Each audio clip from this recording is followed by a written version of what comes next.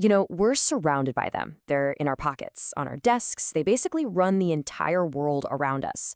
But what if I told you that the story of the computer doesn't start with silicon and circuits? What if it starts with something else entirely? The history of this thing is, well, it's a lot deeper and way more human than you probably think. So let me ask you a question.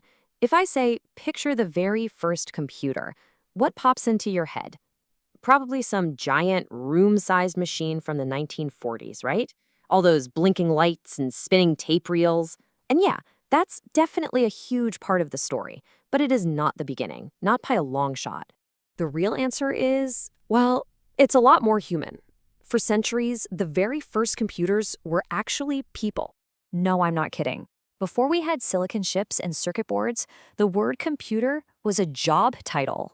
For hundreds of years, if your job title was computer, it meant you spent your days doing incredibly complex calculations by hand. Just imagine teams of people sitting in a room, crunching numbers, working through tables of logarithms, all with just a pen and paper. In fact, the first time we ever see the word computer used in English is way back in 1613.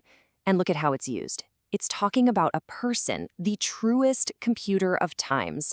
Not a machine, but a person who was just brilliant at math. And this whole era of human computation lasted right up until the Second World War. By the 1940s, something really important had happened. Most of these critical jobs were being done by women. They were the original hidden figures, calculating everything from ballistics for the army to research for the first airplanes. And honestly, they were often hired because they were incredibly meticulous and because they could be paid less than men. But even while these human computers were at their absolute peak, there were some people, some visionaries, who were already dreaming of a way to make all this tedious work automatic. They were imagining a mechanical brain.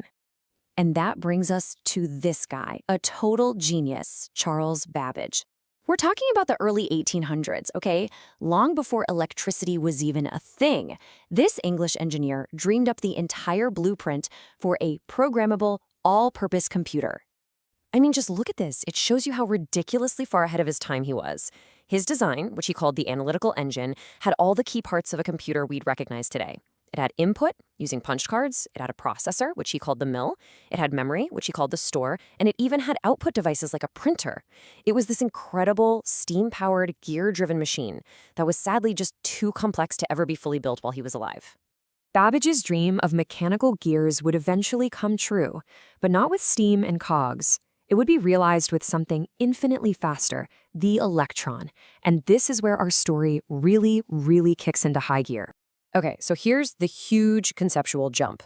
The very first electronic computers were amazing, but they were fixed program. To get them to do something different, you literally had to unplug and replug hundreds of wires. The real game changer was the idea of a stored program computer, a machine that could hold its instructions, the program, in its own memory, right next to the data. This is what made computers flexible. It's what made them truly programmable. And to really get a sense of just how massive this new electronic era was, you just have to look at one of the most famous early computers, the ENIAC. This thing, this absolute beast of a machine, weighed an incredible 30 tons. And inside it were over 18,000 fragile, glowing vacuum tubes, all acting as its electronic switches. And to power the whole thing, it sucked down over 200 kilowatts of electricity. They say that when you switch the ENIAC on, the lights in parts of Philadelphia would actually dim. This wasn't just a machine, it was an electronic monster. And speaking of these early behemoths, here's a little piece of history for you. Ever wonder where the term computer bug comes from? Well, it came from an actual bug. A moth got itself stuck in a relay of the Harvard Mark II, causing it to fail. The team, which included the legendary programmer Grace Hopper, carefully taped the moth into their logbook and wrote, "First actual case of bug being found." And the name stuck. So from this point on, the entire story of the computer becomes a story of shrinking. It's this relentless, obsessive quest to make everything smaller, faster, cheaper, and way, way more powerful. And this incredible shrinking act happened because of 3 revolutionary inventions. First, in 1947, you get the transistor. It replaced all those big, hot, unreliable vacuum tubes. Then in 1958, the integrated circuit comes along and figures out how to put hundreds of transistors onto one single chip. And then the final knockout punch, 1971, the microprocessor. This put the entire brain of the computer, the CPU, onto one tiny piece of silicon. Each one of these was a massive leap forward. And that final invention, the microprocessor, well, that's what takes this incredible history and puts it right into the palm of your hand. See, once you could put an entire computer processor on a tiny slice of silicon, it suddenly became possible to build a computer that could fit on a desk, a microcomputer. This is what kicked off the whole personal computer revolution in the 70s and 80s. From there, the pace of change just became breathtaking. All that immense power from the room-sized ENIAC got compressed down until it could fit on your desktop, and then, almost impossibly, into a briefcase as a laptop. But today, oh, we've gone even further. We now have something called a system on a chip, or SoC. And just think about that name for a second.